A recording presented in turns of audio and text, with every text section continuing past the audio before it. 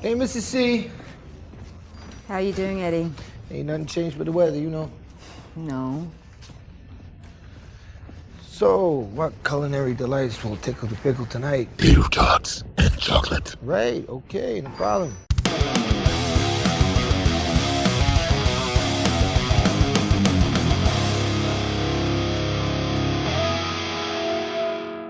Hello and welcome to the Movie Mouthfuls podcast, a movie podcast with zero table manners. Each episode will be tucking into movies and the odd television show eventually to chow down some of the most iconic cinematic cuisine scenes in cinema history, as well as just about everything else we can get our hands on because why not? I'm your host Jordan, the bloke trying to be known as the film fella online, and as always I'm of course joined by the UK's #1 competitive eater. It's my somewhat symbiotic co-host, Bean Meets Food! Guten Abend. How are you doing? Never been described as a symbiote before. I don't know. It's probably more. I'm probably more the parasite on this one. I didn't want to say it. But Oh dear. Well, nice little bit of a German intro there. I don't know where Guten Abend came from. I haven't spent any time in Germany recently.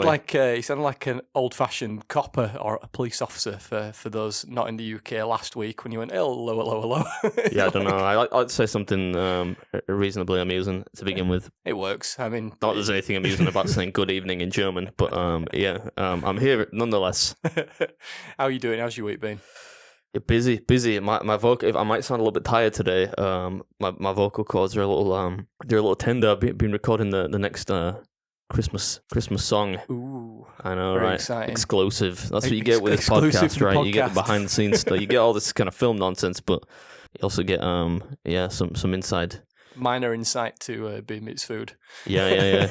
Just need to film the video now. But yeah, otherwise I'm good. How are you? I'm all right. Have you checked out else? I think as a new thing, we should sort of, since it is about films and TV or pop culture and everything. Have you done anything else this week, or is it literally just the Bean Meets Food Christmas? No, that's quite literally been it. It's been like film, 70 hours or something of just singing into a mic and But no, I haven't really done much else at all.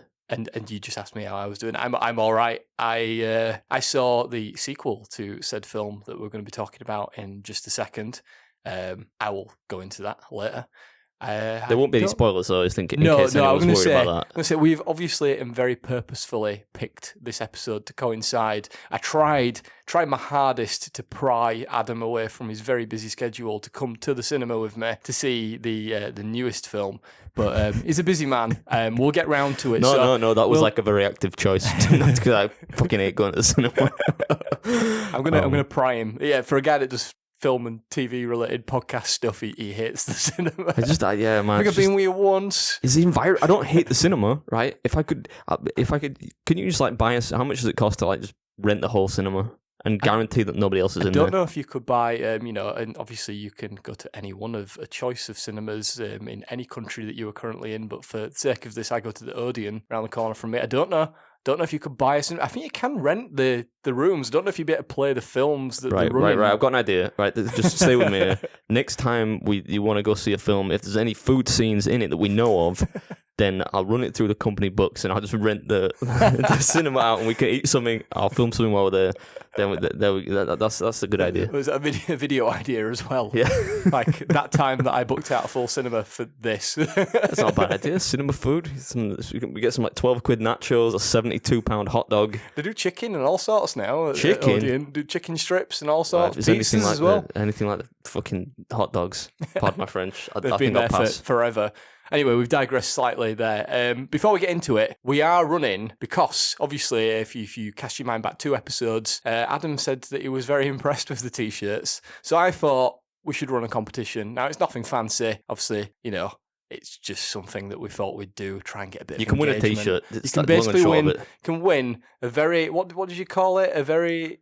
I don't know, something complimentary, but I mean, you need to get over that. I mean, you keep bringing this back every week. It's a good T-shirt. It's a nice T-shirt. I'm just digging in the well. It's a nice T-shirt, but you can also own a nice T-shirt whilst advertising like a mini billboard this podcast out into the world. So, the link for that will be in the podcast description, but if not, just head over to Twitter or Facebook, find us, and just do the things. It'll ask you to do a series of things, and you'll get entries for it.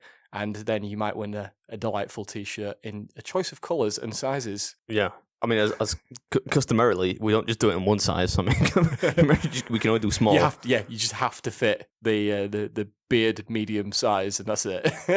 Anyway, should we talk about the film, or have we got anything else to get let's to talk about the first? film. So let's get into that, and then you can introduce what we're talking about. Should we do a little transition-y? Oh yeah, riff? that's the only reason It's I all come you're here. here for, isn't it? Really.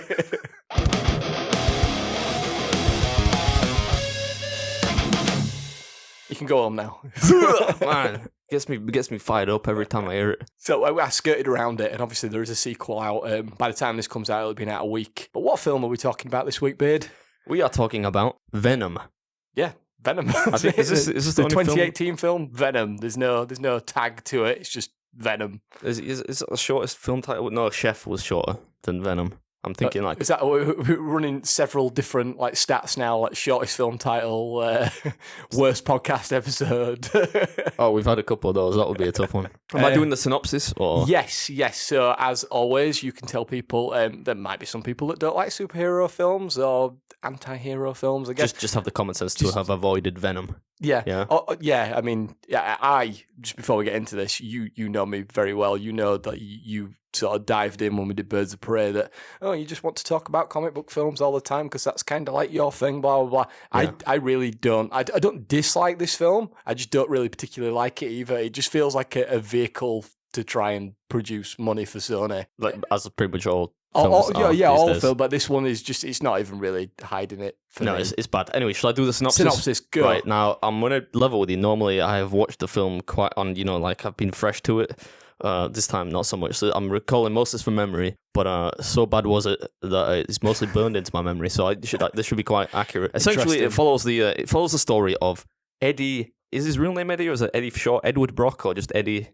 Eddie Brock. I'm going to call him Edward Brock. Just just for to shits be and different. giggles. He's a journalist, right? Freelance, right? So he kind of works for whoever really. But anyway, Yeah, he didn't used to, but he does in this. Yeah, it depends where you want to go, right? Because you could go through the whole character history of Eddie Brock in the Spider-Man universe and all that, but let's avoid that. In this film, he plays a journalist, right? And the long and short of it is there is an alien kind of symbiote life form which has landed on Earth, and there is like an evil company headed by this dude who's kind of conducting experiments into how this symbiote works and whatnot. And Eddie gets wind of it in more ways than one because he finds out about the research which he wants to exploit because it's killing people because they're doing human experiments and stuff. But he also gets quite literal wind of it in that he ingests or assimilates the symbiote, and that gives him superpowers. But also the what's the word? The very real obstacle of having another living alien life form in his body. Yeah, it's Meaning he's hungry all the time. Yep. Which is one thing, but hijinks ensue, good versus evil, or evil versus slightly less evil, however you want to put it. But yeah, pretty atrocious film. But some of the performances are good, don't get me wrong. Yeah, that's the one thing that I kind of hold on to, is that it's not a garbage fire film, because it has got a fairly decent cast. The second one has also got a fairly decent cast, and you can see some effort in the portrayal. It's just the Venom doesn't work as a film, right? I'm going to say that from the bat. It just cannot work as a film, if you ask me, because it's like he wasn't always an anti-hero. I don't want to dive into the whole comic book kind of backstory and everything, but like he's kind of morphed in recent years into more of an anti-hero, like your Deadpool-y style guy. He's not like a hero, but in this he's just pure eating people. So you can never really fully connect to him in like a protagonist sense because this fool is eating people's heads. So also it's kind of like it tries to be funny. There are some funny moments in the film, but largely it's just a concept which you never really connect to because you're always very aware of the fact that it's a story contrived from a pretty naff series of comic books. Not that I'm saying comic books are naff, but I'm just saying like the Venom ones are very kind of young adult, if you ask me. Kind of, yeah, it's roided out, kind of sort of. This guy's got a vendetta. Usually, well, it is. The problem with this film, or the main problem with this film, is for most people, the main connection and reason that you would enjoy it or have some interest in it is that he is supposed to be the antithesis, the is the opposite to Spider-Man because he's been created through all the hate of the symbiote hating Peter Parker for various reasons, Eddie Brock hating Spider-Man for various reasons, and then the two combine and they become like the embodiment of hate for Spider-Man, and there is no connection to that in this film whatsoever.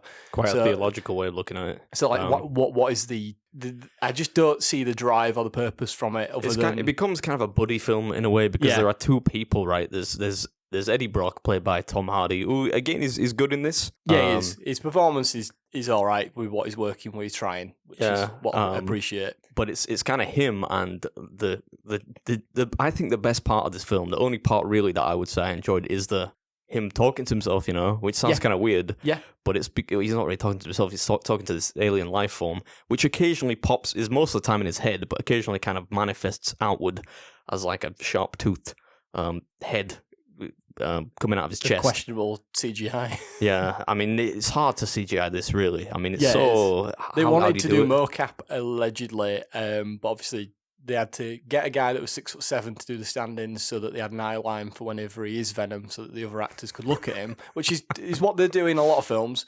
But yeah, they couldn't do like the mocap stuff because they wanted to do it so that the facial expressions from Tom Hardy, who I reckon would have been very good at it doesn't work because obviously if you haven't seen what Venom looks like, I'm assuming most people listening have, but for whatever reason, if you haven't, it's a giant, almost kind of looks like a Spider-Man mask, but it's got sharp, pointy teeth, big white eyes. There is no real expression other than maybe a bit of movement of like the black around the edges of the eyes where it might squeeze in or move out. There isn't. Yeah, we don't want to get too deep into this. You can't show the emotion. Well. Yeah. But yeah, that's pretty much it. Cast. Yeah, I mean, I'll mention the cast. Let me see how many I get right, because this was a fun part of Twister and a few of the ones before. Right, I don't think I'm going to get that many, but obviously you got Tom Hardy, right? Mm-hmm. God damn the handsome devil. Yep. The only reason I ended up watching this the first time is because I wanted to avoid it, but Mrs. Beard, she loves Tom Hardy, so everything he's in, I've pretty much seen by, default. But yeah, he's in it. Michelle Williams. Yeah, Michelle Williams plays Anne Wang. Yeah, he's... Yeah. Riz Ahmed, who was pretty good in this. I keep meaning to watch the thing he's in. It's supposed to be really good. Where Sound he of Metal. Yeah. I mean, I've got no idea if there's any food in it, but I have also not watched it, and it is high on my list of things to watch. The reason I will throw it in there because it's like, he's a film fella and he's not watched Sound of Metal, and it's meant to be an Oscar-winning or almost Oscar-winning film. Didn't watch it because the sound in that film, like the actual sound, because he's going deaf as a metal drummer. It's supposed to be, if you saw it in the cinema, the way that, your speaker systems work in like a I don't know, in a cinema screen. I don't know what I'm trying to get at. Like an IMAX, a theatre, like the way it's set up. Dolby audio, it's supposed to kind of make it resonate with you more if you watched it in the cinema. The film just gets quieter and quieter. So it's a silent movie. I don't know. Apparently there is a point in it where it is just pure silence and you won't really feel the impact as much at home as if you would if you were at the cinema, because it came out on Amazon Prime. I think it's still on there, but I'm probably going to have to watch it on Amazon Prime. I read the synopsis and it said metal drummer goes deaf, and I thought, where can you go with this? But yeah, I mean, it's supposed to be good. Anywho, right, Riz Ahmed, and I'm pretty much lost apart from one other person, Jenny Slate. Jenny Slate, yeah. Well, I know because I fancy her a little bit. I say that every week, I think. I said that thing with Helen Hunt last week, and she's probably 20 years older than me. But, just have it is what it is. The strong female characters, I guess. Yeah. For good salt, that like Ron Swanson says, got a thing for good salt of the earth women, like Steffi Graf, I think he says. Well, she's in Parks and Rec. Is Jenny Slate? Yeah, I know her from this movie that probably nobody has ever seen called oh man, what's it about? My Blind Brother or something? It's got Nick Kroll in it. It's really weird. She's also in. She does a lot of stuff with Nick Kroll. She was funny. in like the Kroll Show, which is like a comedy spin-off. She's been in a lot of animated stuff. Like she plays one of the voices from The Secret Life of Pets and stuff like that. Probably not her highest acting credit. Can instantly recogniise her. She's in that thing with Chris Evans too. Everyone loves Chris Evans. Yeah, Gifted. True. Anyway, that's about us. Did I miss anyone? I probably did because that's only 4 people. A few. So like Reed Scott, who plays Dr. Dan, who's the new love interest, or like Dr. Dan. Dr. Dan. That sounds like one of those like doctors they have on like This Morning or like GMTV. Yeah. Shows.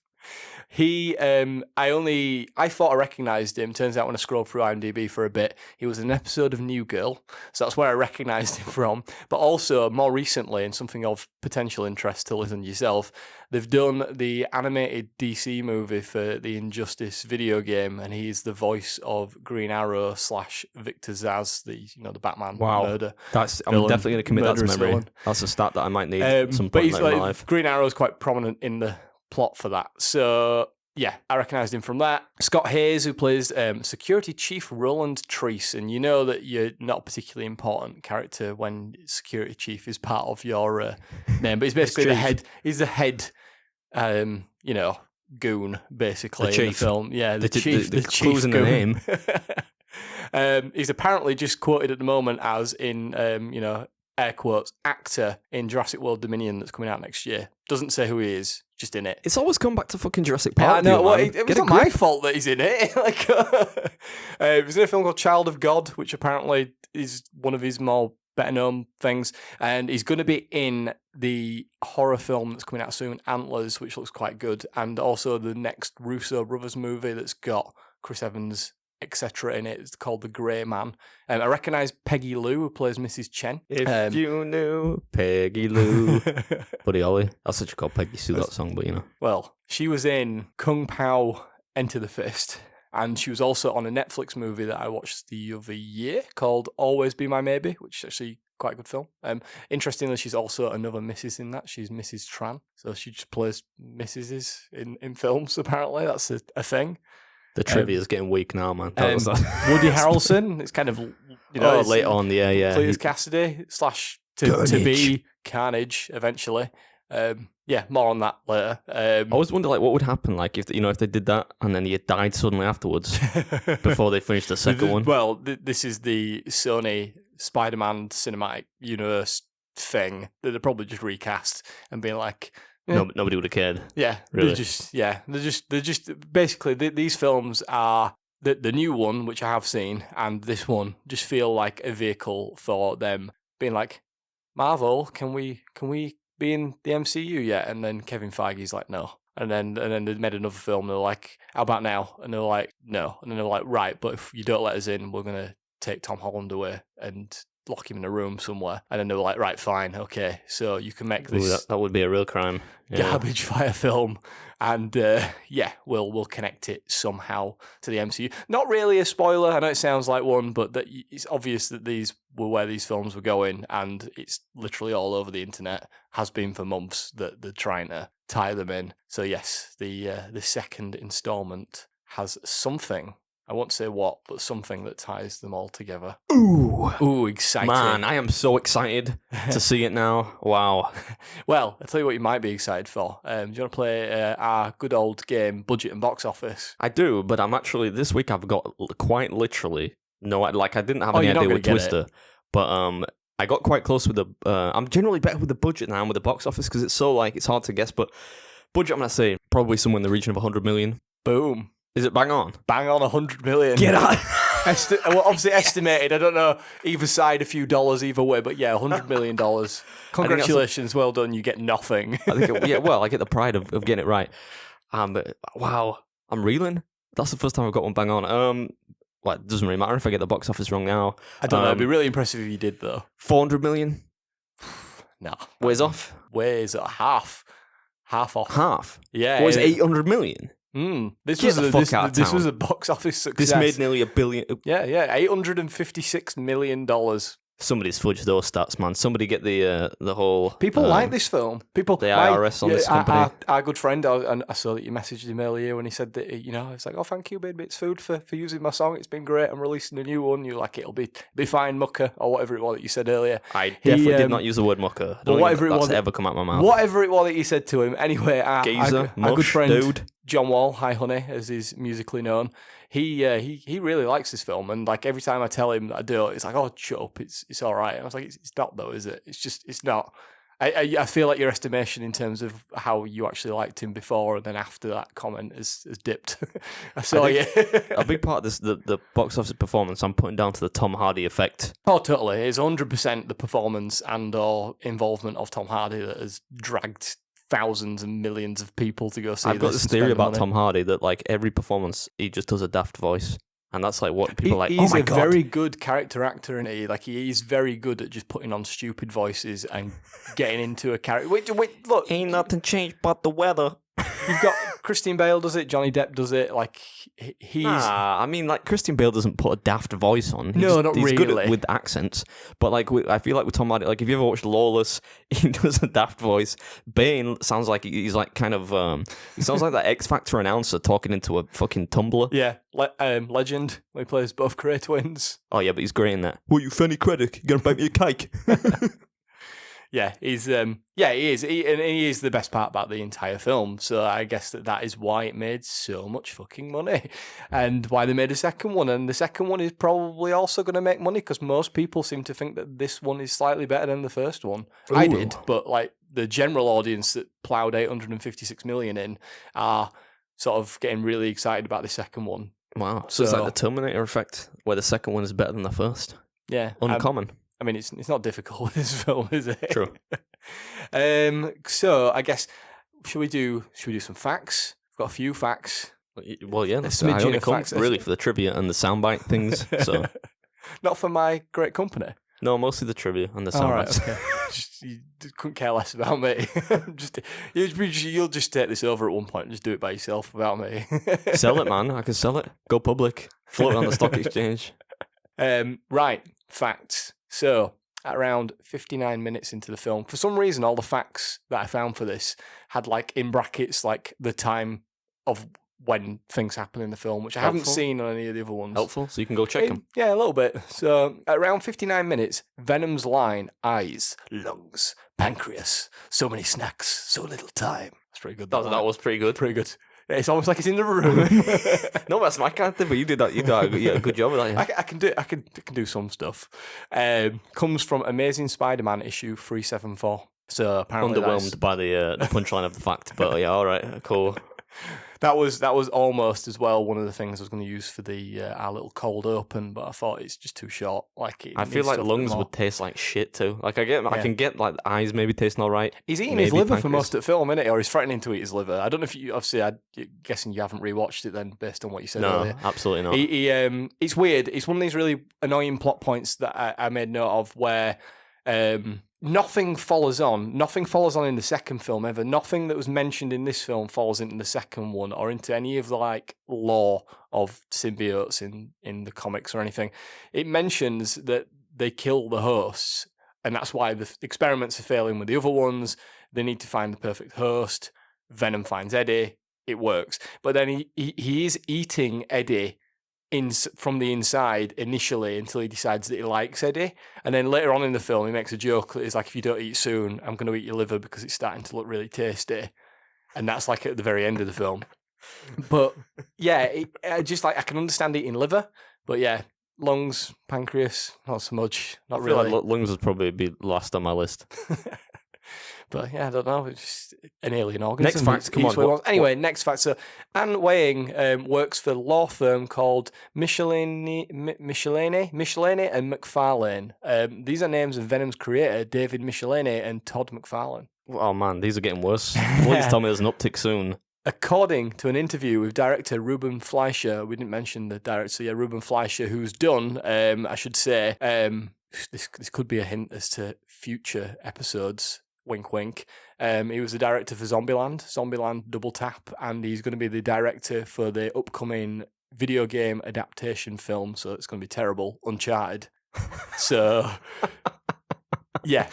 Man, what were we saying the other week? Just somebody fucking write a screenplay with you, man. Like, It's come gonna- on, stop it's gonna adapting have, stuff. It's going to have Tom Holland in it. He's playing the the title role. I don't care, so, man. Like, Tom Holland, I don't care. Like, I don't have anything against him, but like, just somebody please just write a script for a film which is not based on something else. Least of all, a fucking video game. because they notoriously don't do well. Apart from actually, the last Mortal Kombat was all right. Yeah, true. I've only caught glimpses that I need to watch it. That passed me by. I was really annoyed because the cinema's open for like 1 week during that release, and it was on once and then it never came back. And I was It was like it's right. like fucking 15 quid to rent it on Sky. It's Yeah, mad. no, I'm going to watch it when it becomes free. Probably Christmas time, I'm guessing. Anyway, according to an interview with director Ruben Fleischer, Tom Hardy developed a technique in which he would record all of Venom's lines first so that he could listen to them through an earpiece when doing Eddie's lines. Hardy came up with this process during the filming of the previously mentioned Legend in 2015 when he was playing twins. So you was on about that your favourite part about this film is basically Tom Hardy talking to himself. Yeah. He was literally talking to himself. That's cool. And that was Tom Hardy's idea. Yes, it's apparently like a new... Well, it's mental that no one has ever thought about doing that before, but then again, I don't know how many films there are where people are talking to themselves up until this point. Maybe technology's caught up that you can have a very tiny earpiece. Parent Trap? Like That's not noticeable. That's what I'm thinking. Yeah, fair play. It works. I think that would make your life a hell of a lot easier if you could hear, Venom's talking now, right, I'll be quiet. Right, I've got to react to that. Right, now I'm going to say this. Well, I mean, if Tom... the way you said that... the fact that implies that Tom Hardy kind of came up with it. So if he did, hats off to him. Allegedly dragged it from 2015 into 2018. Did you know that the name of Brock's apartment building is another one you're going to hate? Schuler is named after Randy Schuler, who actually this kind of ties into the origin of Venom. So Randy Schuler was a Marvel Comics fan in 1982. Who suggested the idea that Spider-Man should have a black costume. The costume later debuted in 1984, and then it later became a symbiote. Like they made it into the sentient alien. Originally, it was just going to be a black suit on Spider-Man. This fact, is that the fact? That's the fact, yeah. Jeez, are there any good ones? I was just going to sort of add to that. Do you know anything about the Venom origin stuff? No, we're definitely not going into that. The only good thing, as far as I can tell so far about like the whole evil Spider-Man Venom kind of black suits thing was Tobey Maguire's dance in the Emo now Maguire. well-known. Yeah, that was great. I think Spider-Man 3 got a bad rap, man. Like that whole kind of. I mean, it's a bad film. But I mean, it's funny. It's so hilarious bad to watch good. back now. But it's bad that it's good. It's very Sam Raimi-esque in the way that was put together. Puts on his eyeliner, does like his little emo fringe. I love it, man. Finger guns. Just needs a little bit of Basically, though, that origin story with the very, very terrible Venom of Topher Grace, who's just not physically imposing at all and should have probably stayed on that 70s show instead of leaving that to become Venom, which is what he did. Not a great version of Eddie Brock. He was the storyline in Spider-Man 3 fits sort of the narrative of the original origins, which this film kind of shits all over and doesn't do. But yeah, I agree. It's an interesting more film. steroids. He needed more gear. Eddie Brock needs to be a physically imposing imposing guy who's just a complete shit show. Like it matches in this film. He's just terrible at life, isn't he? In pretty much every way. After the point of him sort of betraying his partner's trust and trying to get a scoop. Which is kind of what he does. It's what journalists do. Come on now. Well, it's kind of what he does in the comics. So in the comics, the reason that I mentioned earlier, if anyone's interested, the reason that the symbiote hates Peter and the reason that Eddie hates Spider-Man, not specifically Peter, in the cartoon series and the comics, they've kind of done it where he steals his job. The actual thing that happened was that Spider-Man was chasing a serial killer and Eddie wrongly accused the wrong person, and because Spider-Man caught the actual serial killer, Eddie got fired, and that's why he hates Spider-Man. And then the symbiote hates Spider-Man because he was obviously attached to him, and once Spider-Man found out it was alive, he got rid of it. I can see you. I just went to a place where I was imagining Helen Hunt chasing twisters. Like, I don't know why. I'm getting flashbacks from last You week. just wanted to walk into one, weren't you, at that point? I was just seeing her like in like one of those trucks. Like anyway, great fact. Here's an even better one. Eddie drinks Pabst Blue Ribbon beer. I put that in as a joke because that was on the facts on IMDb. It was just like, yeah, Eddie drinks this beer. Is that a real brand of beer? I think so, yeah. Pabst, Pabst, Blue Ribbon beer. I've seen it before. Like, I've seen it in other stuff. So I've never seen it now, but I'll keep an eye out for that one next time I'm beer shopping. Last fact, and I am very much aware that all these are shy. By the way, this one's a bit sad. So this was the last film featuring a Stan Lee cameo to be released during his lifetime. So before everyone jumps on it and goes, no, but it was in other stuff, Yes, but they were all posthumous. He'd filmed them, but he passed away. So he was later in 2 more cameos for Captain Marvel and Avengers Endgame in 2019. Yeah. But he's in this. Certainly a legend, and cool. I think if you when Excelsior, as he says. Anyway, go on, keep going. I was gonna try and bring it back to some kind of serious level by saying, imagine like his legacy now, man. Having like changed culturally the face of most of the world. Really, everyone knows like all these characters. Yeah, true. But yes, his legacy as a person, he was a top bloke. He seemed to be a genuinely nice person as well. Had a lot of time for everyone. Like I don't think I've ever seen him at anything, where on YouTube you see him like people will meet him, they've got sign-ins and stuff like that. He has long conversations, or had long conversations with everyone. He's very up on his social interaction with fans. Good to hear it. And I ain't got any more facts. Thank the good dude. Can we talk about the food now?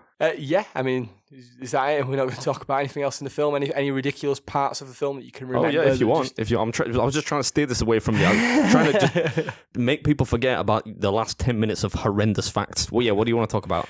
Yeah, can you remember right at the beginning when I'm just going to pick bones out of this because I didn't really like it, and I'm sure you'll enjoy that more than us talking about it for another 10 minutes, where Riz Ahmed's character has got a load of school children on a school trip. High fives to one of them. Well, a little girl puts her hand up and she's like, I've got a question, and all the little kids are like, boo, like, don't ask questions, that's for nerds, or whatever the hell it is that they're doing. Like, it's really mean. Like, they're on a school trip. Yeah. Like, get over yourselves. But they put their hand up. He then does this big speech where he's like, you should never stop someone from asking questions. Like, questions are the most important thing. Never silence questions. Never answers the fucking question. Just never asks her what the question was. Never answers it. Just fucks off. Just leaves. He distributes a nice high five though, if I recall. He does. High five? He does. He gives him a couple of high fives and then pisses off to do his interview with Eddie. But this actually ties in that basically he's a hypocrite all the way through the film, which obviously you're not supposed to like him, but it just adds to it. And until watching it back, I was like, yeah, this makes sense. So he does that. There's a scene later on where he doesn't want to answer questions, even though he's just said you should always answer questions. He immediately goes to a scene with Eddie where Eddie's asking him questions to air his dirty laundry. Obviously, he's not going to do it, but he just said that he will answer any questions and never stop questions. And he gets mad at Eddie. Sounds like he was ripe for a career in politics. Where did he go wrong? He tries to comfort the homeless guy, the test subject, who's called Isaac, by telling him the biblical story of Isaac. Yeah. Again, also just on a side note, why do all villains just know the Bible like back to front? Like, why is it like I couldn't tell you? Jesus died, he rose again. His mate Judas stabbed him in the back. That's the very abridged. Your Bible was very abridged. What you fucking 400 pages missing. You don't need to just cut out the fluff. Just cut it out. Sorry, if any of you are religious listening, I don't mean to poke fun. No, I don't think you're being offensive. You're just saying that you grew up in a house with a 2-page fucking Bible. So despite his personal cynicism, he then tells a biblical story, which is the complete opposite to that. He talks of sacrifice when he's the one that's not making the sacrifice. So again, quite hypocritical. And then he promises the homeless man that he won't abandon them. But if you think to the plot of the film, as soon as Riot, which we haven't mentioned, I don't even know who voices Riot. I'm guessing it's Riz Ahmed. Probably. I'm assuming. But Riot is the villain. We didn't even mention it. You sort of mentioned the synopsis, but the villain sort of becomes another symbiote, as is the case with most of Venom's enemies, who is bigger and stronger and has weapons, apparently. One of the quotes is, he's got weapons.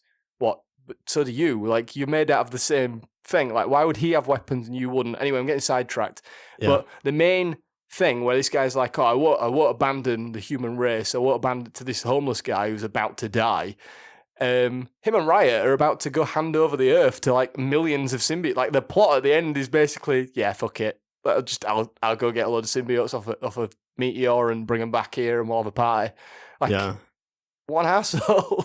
Well, there definitely would be carnage upon return. But the thing that made me laugh about that as well is, I mean, this was one of the worst parts of the film, is when I think it's when they're in the forest or something at one point, and she's like, oh yeah, there's another symbiote and he's called Riot, and I'm like, these fucking beings are from outer space. How have they come about these names, which mean things in, Yeah, makes written no and sense. does spoken it? English? Yeah, Oh, he's called Riot, and he's called Venom. What's the other guy called? There's Carnage. What are the other ones? The Scream, which they kind of use in the second film, but they don't actually use a symbiote. They just use Scream. Yeah, So it's just all like random words. I think like what would Toxin is one as well. Toxin. Toxin, yeah. What would your symbiote name be? Oh, God, you put me on the spot here.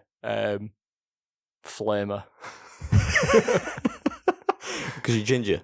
It's Trying to ginger get like beard, the- Try to the put, red I'd thing. be orange. I think mine would be what would mine be? Biter. Biter. Bitey. No, that sounds terrible. I'll think about mine. I'll get back to the end. Chewy. Chewy. I like that one. Like Chewbacca. Yeah, I mean, I literally most of my notes for this film are just like, what on earth? It's like the plot is so nonsensical at times. Like, there's a point that really annoys me in the film where Venom just completely changes his whole purpose as to why he's there. So Venom is very much on board with Riot's plan, even though they haven't, since they crashed on Earth, they haven't come into contact with each other, but they do have like this weird hive mind, which again, I don't understand, because if they have a hive mind, surely you'd know that Riot is planning to Probably best not take to over think the about world. it too much. Yeah, it's one of them where I'm sat there and I'm just like, none of this makes any fucking sense. Also, why does it take Riot 6 months to get from Malaysia to San Francisco? He goes into the old lady in the market where the woman who had it before, the ambulance driver, the paramedic, she has Riot. He kills everyone in the market, just openly. That was not on the news. No one was like, oh my God, giant alien monster just slaughtered everyone. She then takes over the old lady, and then it flashes to 6 months later. Why? How does it take him 6 months? Because the next time you see him... Lower your voice, man. he's You're in gonna an be- airport. The neighbour's going to be complaining. He's in an airport. I don't know, man. I don't get it. I just don't get it. There's a lot of this film that doesn't really make any sense, right? And that's probably the least of your concerns, Well, the passage of time. Going back to the Venom thing, that spun me out into that. He changes his whole reason for being. Like, he's like, oh, yeah. He says to Eddie, like, quite early on, once he's been revealed, which takes like 45 minutes in this film before you see Venom. Really annoying. He comes out and he's like, oh, if you cooperate, you just might survive. Because obviously they need a host, so that doesn't make sense anyway. He'd have to survive for him to still exist. But he's on board with taking over the planet and bringing all of his mates from the meteor that they've been found to just inhabit the Earth, and that's it. Later on, he goes to the top of a building at night in San Francisco, just looks around the skyline, goes, oh, this is pretty beautiful. All right, cool. You're just looking at one city at night. There's nothing San Francisco exciting. is a beautiful city. Well, though. no, but there's just nothing. There's nothing that would change. Why does he go from being, I'm going to take over your planet, to, and then later on he's like, oh, what changed your mind? Eddie says it to him. He goes, oh, you, Eddie. For most of the film, Eddie Brock doesn't want to be attached to the fucking symbiote. Can you imagine what would have happened if, like, the symbiote had landed in England and he had gone to the top? Bolton. He'd gone to the top of a structure in Sheffield. It'd have been like, fuck this, man. Let's just bomb this entire fucking island. Coventry or something like that. It's like, sorry, by the way, if you're from any of these places, like I'm sure they're fine, or maybe you agree with us. I don't know. Write in, but yeah, it's just that's what annoyed me more about this film. The CGI I can kind of get over, even though it's very the end fight scene in this is just ridiculous. He's just like, you need to stop what you're doing, and Riot's like, all right, fuck you, and then they have a fight, and then most of the fight is just two bits of blobs just slapping together. It's, I mean that they shouldn't. This is what I mean. Like, sometimes when you if this is pitched to me as if I'm a studio exec, I'm thinking, right, how is this going to work? Because it's just like you say, some of those, there are films that just get lost in a mishmash of CGI, right? And you just kind of totally disconnected from it because physical effects or practical stunts and stuff like that are what kind of ground films, I think, action films sometimes. One of the reasons that the Mission Impossible movies are still so compelling in terms of like the physical action is because they're actual stunts which really happen. Yeah. Then they're kind of augmented or could by happen, or could realistically happen. Yeah, and they're backed by, or they're given extra weight with some CGI, right? This is just two, like you say, two blobs it's like a beat 'em up or something. You know, it's like playing Clay Fighter back in 1992. You know, and I did say that I'd mentioned the second film quite briefly in passing before we get to the food. It's basically the same thing. The plot is very thin. It's just like, how do we get from A to B to get to the finale? The third act in this new film. We'll talk about it one day. I'm going to try and force Adam to watch it. But we'll talk about the food scene in that. We'll do that. But it basically rushes to get from point A to point B as quickly as possible. Once it gets there, it rattles through the third act as quickly as possible to get to what most people are aware of is this potential tie-in to, the MCU, etc. Like I've mentioned, that's not really a massive spoiler. I won't say how or why, but that is all it's doing. This is just a vehicle to make more money, to put them into something that will make tons of money, because the next one that they do after the second film... Oh, God, they're not doing another one, are they? Fuck me. Well, they're doing a couple more, so yeah, it'll make money. Should we talk about the food before the food scene? Or? Yeah, just talk about something that's let's other than the film. Let's talk about the food, and then we can get out of this shit show.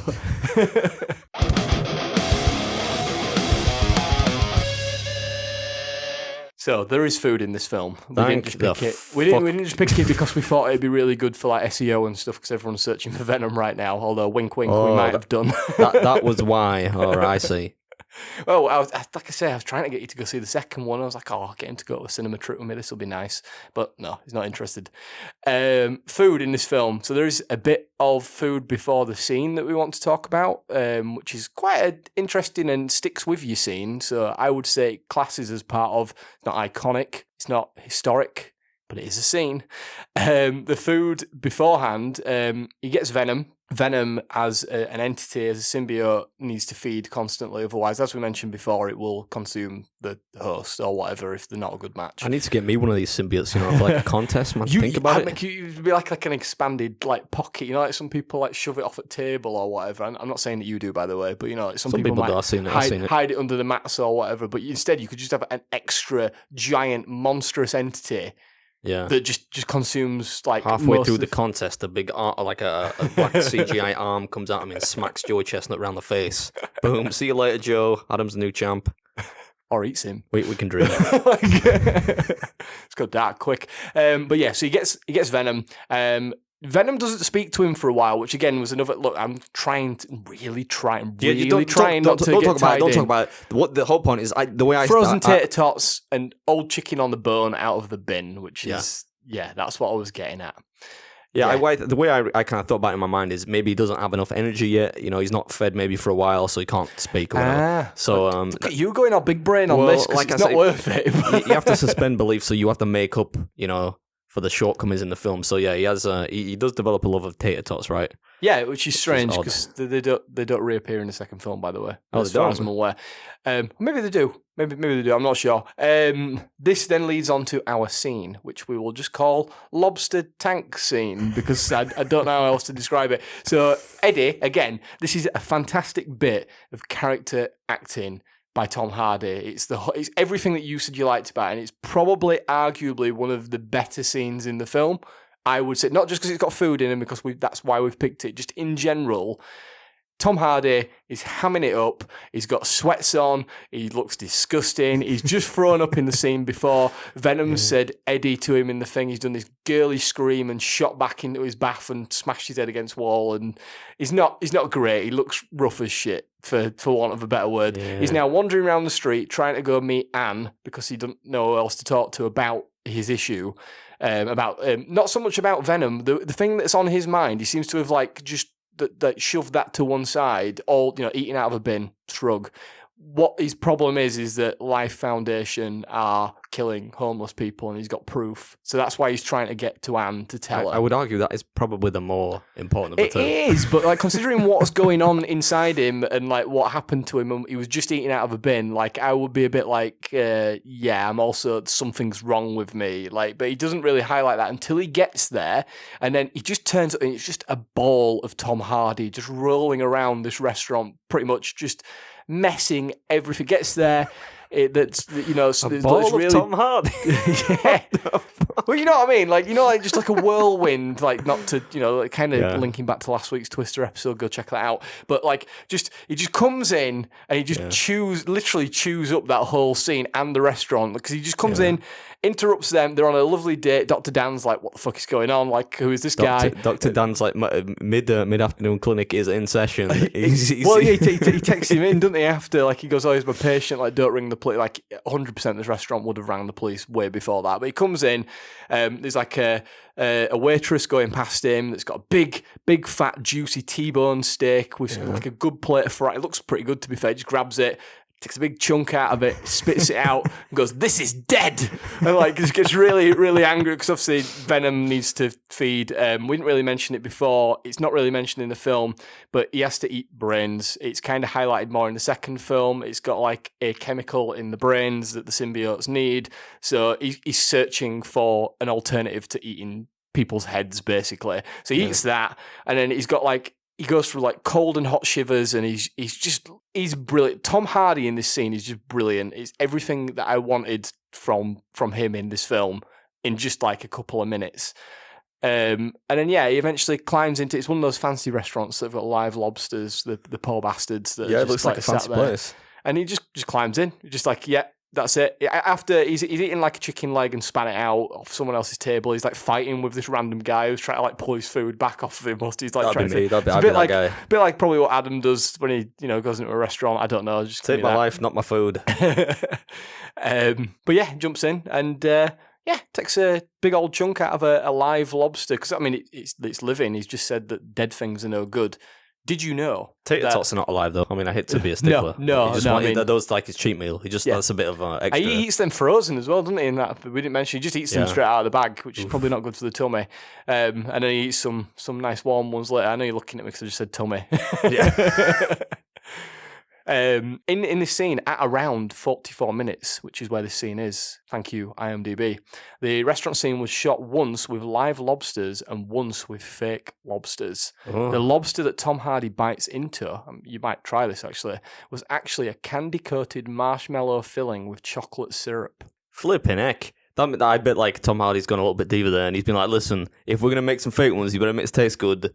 I mean, yeah, because otherwise you're just biting into like some styrofoam or something like that, or like he proper goes at it, and like it kind of made me think of they swapped that out for like a dead lobster and then maybe like cut out part of it, and he's gone all method on it, which to be fair would have been pretty cool. But I'd have got in there and just eaten some raw lobster. Why not? Can you get through it? But one of my big questions is, would you even be able to get? Could you just bite into the back of a lobster and eat it? Like you can bite into the belly of it, can't you? It's got pincers. I suppose they've got the rubber bands around the pincers, but they've got I don't know.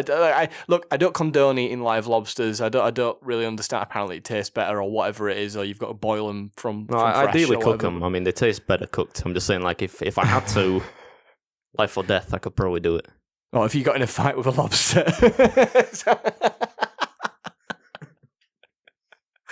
Yeah, so if Adam ever gets in a fight with a lobster, he's going to go for the belly. Don't get snippy with me. Oh, God, he went there. That was a claw joke. Yeah, no, I can see he's doing pincer movements. Like one day when we get cameras on this, you'll see all the daft shit that he does whilst we're sat here. Tom Hardy did, believe this or not, like this will shock you, but Tom Hardy did a ton of improvising for this. No way. Various weird scenes, including the lobster tank scene, where in that tank it was not originally built to support a person, so he must have gone a bit diva again and decided that he had to get in the tank. Maybe there was never a scene where he got in the tank, which again just proves how good Tom Hardy makes this, considering it's garbage. He was like, "There's a tank. I'm going to get in that tank. Get in this fucking tank. Get in this fucking tank."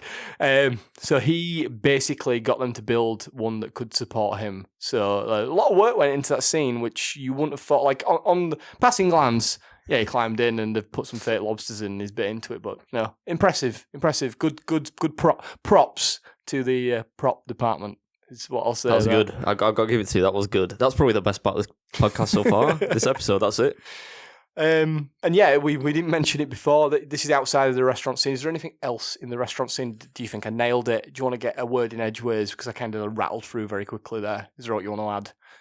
No, I'm not about Venom 1. I was gonna. Are we gonna give any kind of passing mention to any of the food scenes from Venom 2 or no? Yeah, we can do. So I mean, I was gonna say just before, like we've, hopefully, I'm guessing this title of this episode based on the intro card bit of it. An intro card, we're not on YouTube. The intro to this is, tater tots and chocolate. I think that would. Would you eat that as a combination? I mean, you eat some weird food. Like, I mean, like that's melted chocolate, like a fondue tater tot, maybe. Yeah, I used to be back in the day when I would have I'd go to Mrs. Beard's, right, back when we were dating, and I'd have like a cheat day on a Saturday, and she would make me nachos with cheese and Nutella in the microwave, warmed up and melted. Oh yeah, which I think is you told me this before. It's not the same thing, but I get that would probably have a similar kind of vibe because it's essentially potato with a bit of chocolate on top, right? I think I could eat it. I don't think that is as disgusting a combination as it sounds. Not as bad as the one from Venom 2, the breakfast. Yeah, I mean, obviously, if you do follow Beard's YouTubings, then obviously you have done a video from the trailer for Venom 2 or Venom I don't know what I was thinking. Carnage, which is basically, it's not really a spoiler. It's in the trailer. We're not going to talk about it in too much detail because we'll save it for if we come back to this film and do the sequel, because we will. I'm going to force him to come back to this. But yeah, basically Venom makes Eddie a delightfully nutritious breakfast. He does, yeah. Do you know? Can you believe that a handful of people thought that it's like Sony paid me to make that video? Wow. Yeah. Some level of production value that went into somebody's that. like, you know, somebody put they left a comment saying something like, when you say I thought it might be fun to do this from this film, it just means you're being paid for it. I'm like, if you think fucking Sony are paying me, Or let you come near it in a barge pot. I mean, you don't even have, like, I'm assuming that they will have put paid ads around that, because with me working in marketing, I imagine that they'll have just seen connection to Venom, being able to put the ad, potentially the trailer, before that video. But that's nothing of your doing. That's just Google AdSense. If they were gonna ask any kind of YouTube creator to get involved with making that breakfast, it would not have been me. It would have been our buddy binging with Babish. Yeah, I don't think he's probably going to do it at some point. He might even do it this week. Who knows? Maybe we've got there before him. Maybe.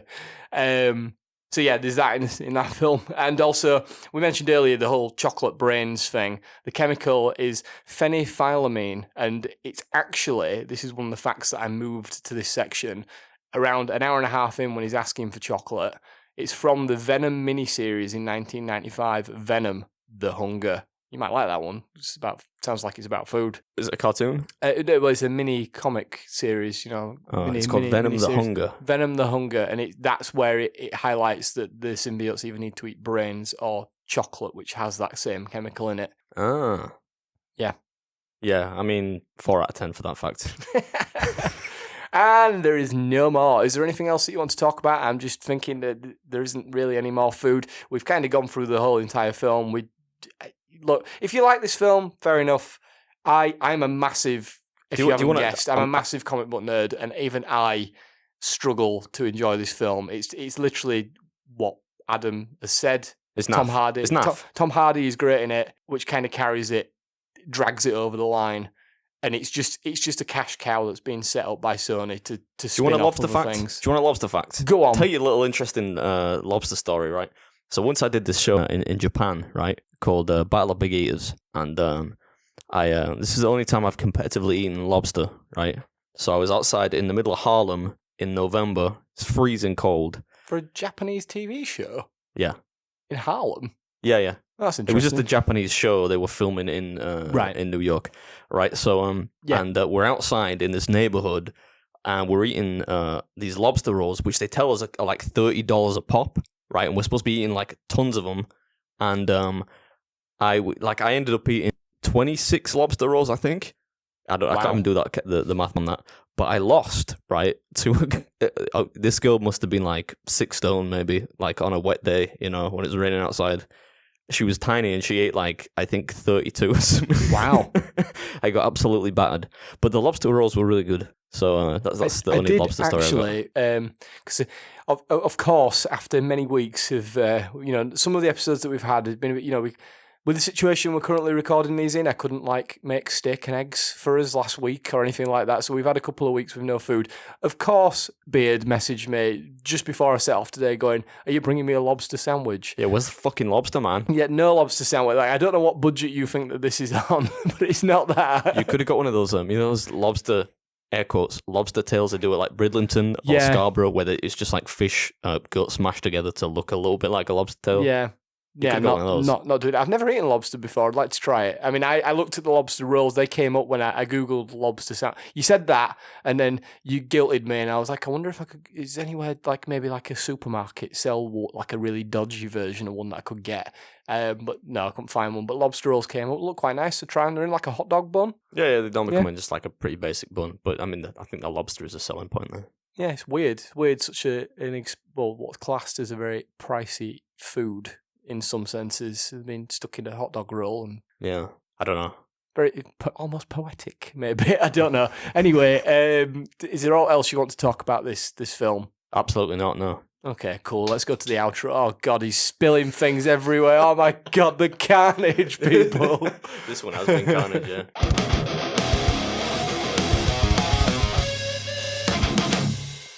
Wow. We've rattled through that one. I feel like we're going to get out of Beard HQ much quicker than we normally do. Oh, really? Because it feels like we've been going a long time. How long have we been going? We have a preference. So we're about 58 minutes in, so we might clock off just after the hour mark. It's about 50 minutes too long, if you ask me. Anyway, you told me we've got a review. Oh, we've got plenty of things. So let's do the old outro spiel, shall we? Okay. That is episode 16. Thank you very much for listening. If you are listening, we appreciate you greatly. If you're not listening, what are you doing? How are you hearing this? How are you hearing this? We are available wherever you get your podcasts. So just search for Movie Mouthfuls Podcast on your favourite podcast provider if you are not using your favourite one currently. We are also on YouTube now. I've been uploading just random episodes, trying to catch up to where we are now. They are just literally static videos at the moment. Maybe one day we'll do something more exciting. Static videos? It was like one frame? Well, it's just a video with the sound wave at the bottom. It's just a podcast episode, but in visual format. You won't see our delightful faces at this very tiny table. You should do like a little kind of caricature of the two of us. Well, like the Ricky Gervais show? Yeah, something like that. Yeah, I'll ask Damo. I don't think we can quite afford that just yet. But if you want to go check us out on YouTube, or if you want to go over and subscribe to the YouTube channel in anticipation of what may come one day, who knows, you can do. I did promise that I would mention our first proper YouTube comment that we had the other week that I spoke about. I'd forgotten our commenter's name. It was Joshua Perry. So if you remember back, I went on a bit of a deluge into Jurassic Park and the Chilean sea bass, but you wanted to say thank you to Joshua Perry. Yeah, thanks, Josh. Appreciate his comment it, and his Unless friend. it was a bad comment, was it a good comment? No, it was a good comment. His friend, if you remember, his friend worked as a chef on Jurassic Park, that was a good one, man. Yeah, it was a good one. That's singularly the best interaction I think that I've seen we've had on any kind of social media so far. So there, you've got to top it. You've got to top it. We get a lot, so and I love all of the comments that people send us through. So if you want to give us a subscribe, follow, or a star review for the podcast, you can do. Our preference would be to just do it in app. So do Apple Podcasts, you can scroll to the bottom, click 5 stars, leave a review, and if you leave a nice review, as such Billy the Scottish Postie did this week, then we will read them out. So yeah, Billy the Scottish Postie left us an Apple Podcast review. The title was just this, so you can't see obviously at home, but it's just a thumbs up emoji. So that was the title. It says, "Great stuff, guys. Been tuning in now for a couple of months. Gets me through my postie round with a few chuckles. Cheers." Oh, that's nice. I mean, Billy, I just pray that you don't listen to this episode. I'll be honest, everyone before this has been pretty good, with the exception of Burnt. But yeah, Billy, we appreciate. I've got this whole visual in my head now of a cheery Scottish postman, just delivering mail while listening to us talk nonsense. So glad to hear it. Battling through the adverse weather in the Highlands. Yeah, man, up in the Highlands. Tough job is postman, I imagine, in the sense that my postman's got a limp. He's got what? Sorry, a limp. My postman. The poor guy, man. He's been limping around for about 4 months. You'd think they put him on, give him a flipping van. Is that because he's carrying all your fan mail? I don't think he'd be limping. But yeah, thank you for the review, Billy. And if you want to get in on the action and you would like us to read out your, humorous or just plain, nice, kind review like Billy did, then leave us one and we'll read it out. You can find us over on Twitter, Instagram, and Facebook at Movie Mouthfuls. So, go check us out. As mentioned at the very start of this podcast, if you go on Twitter or Facebook right now, you will find a competition for winning a free t-shirt. So if you head over there, do the things. Preferably, if it tells you to go to YouTube, click the subscribe button whilst you're there. It won't let me physically do that as an option because they've got all the privacy settings on YouTube now that have come in, all the new laws. But it'll send you to YouTube. You'll get an entry. Just click subscribe. Easy peasy. Just do that. Trying to grow. Share the competition with your friends. Let's get more listeners. Woo! Yeah, but just direct them to, I don't know, Inglourious Bastards. I keep saying that's the best episode. yeah, maybe not episode 1 where we're still finding his feet, even though I think all of our what could I call these? Our little babies, our 16 episodes that we've produced together and reared in this room. 16 babies? Are you like a Catholic rabbit or something? What's wrong with you? 16 babies. Well, we've grown into where we are now. So I think you should listen to them all equally. But obviously, start at one of the better ones, like episode 8, and then work your way backwards and see how terrible it was in the bygone days, and then listen to this one, and then consider stopping listening forever. Please don't. You can find myself over at Twitter at the Film Fella _, and also my YouTube channel, The Film Fella. I do film and TV reviews. There's stuff on there. It's not been deleted yet. People are going over and subscribing to it because the numbers are going up, so I appreciate it. Just check out what I've got there. I've got some plans for doing some stuff. I was full of cold for the past 2 weeks. I'm gonna do something soon. I promise. Just to spite Beard, I'm gonna do something soon. This bloke has got like a doomsday book by the cold. Flipping like this. Anyway, Beard you can find also on YouTube at Beard Meets Food, which I'm sure most of you already know about, and you can also check out all his social channels by just looking for Beard Meets Food, and maybe check your cupboards, see if he's in there. I don't know, he's everywhere. He's Beard Meets Food. You're partial to a ginger nut biscuit. I love ginger nuts. If you get those special premium ones with a bit of where it's kind of like half ginger nut, half oatmeal cookie thing, where it's got a little bit of cream in the middle. So at Christmas time, if you just leave these out, just at the bottom of your chimney, Beard, you might get a different bearded man that appears. Yeah, young Santa Claus. If you fancy sending in any questions or you've got anything that you want to say, you can either tweet us or direct messages like some people do, or you can even email us at moviemouthfuls@gmail.com. I really enjoy checking them all out. Sometimes when I'm having a bad week, it really does make my week. I've had a bit of a rough week this week, so checking out some of the comments that I've had has been fun. I've been interacting with you guys, such as our good friend Guillermo from Peru, who's now living in the US. Spell that guy's name for me first. Guillermo, so Guillermo. Guillermo. Yeah, at least say the bloke's name. I do apologise. If you're listening, one of us is going to get it right. Guillermo. There you go.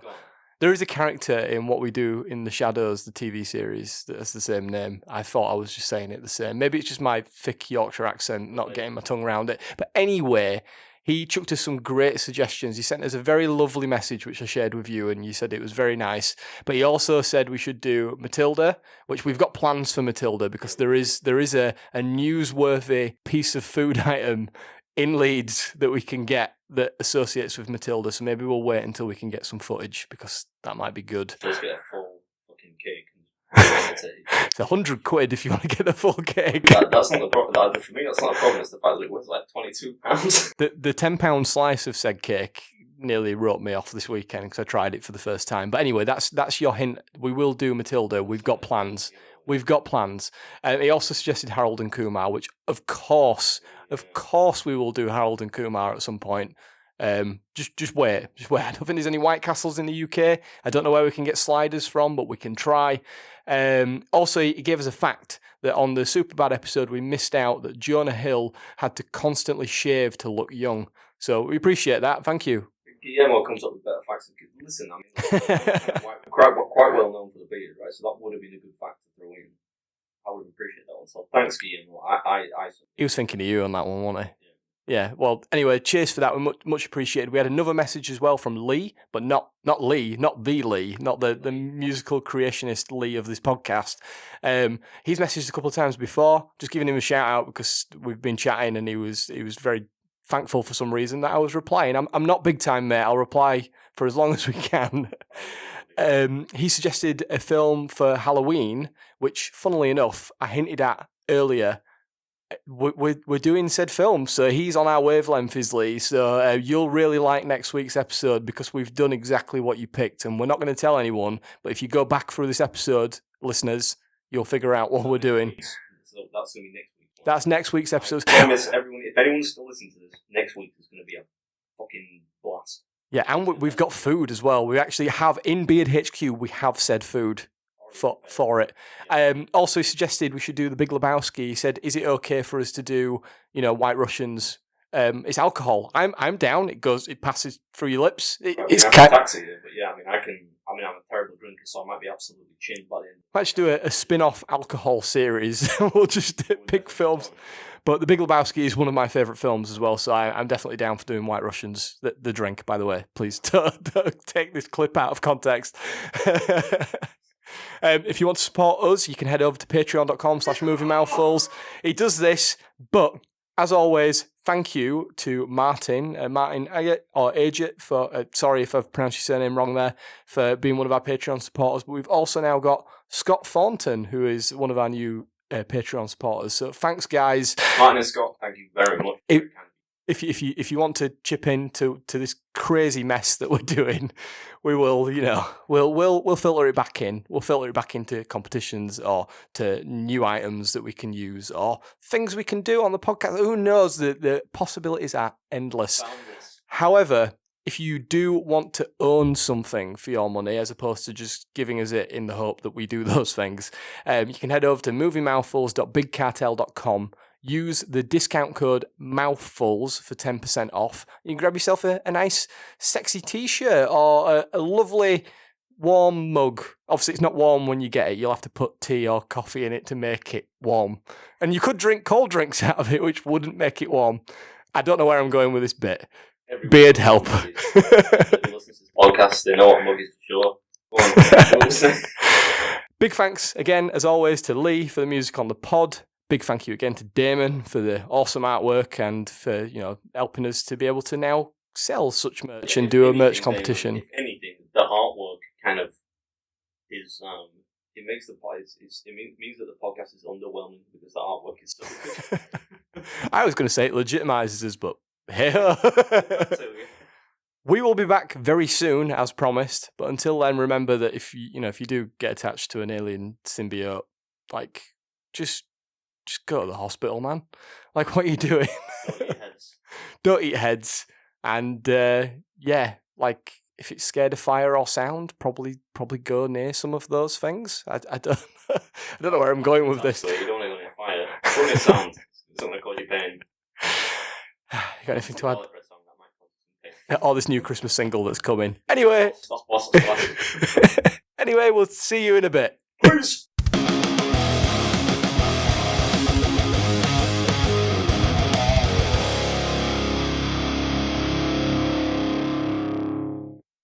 God, I just, I could do with jumping in a vat full of lobsters right now. Full of lobsters? Fuck me, Venom shit. Hey guys, it's the Film Fella. Apologies for whatever happened to the audio there. Not sure what happened in the final 6 minutes. It seems like Adam's mic just switched off. So if it sounds like he's at the bottom of a well or on a call-in radio show, I do apologise. Hopefully it'll be better next week. See you in a bit.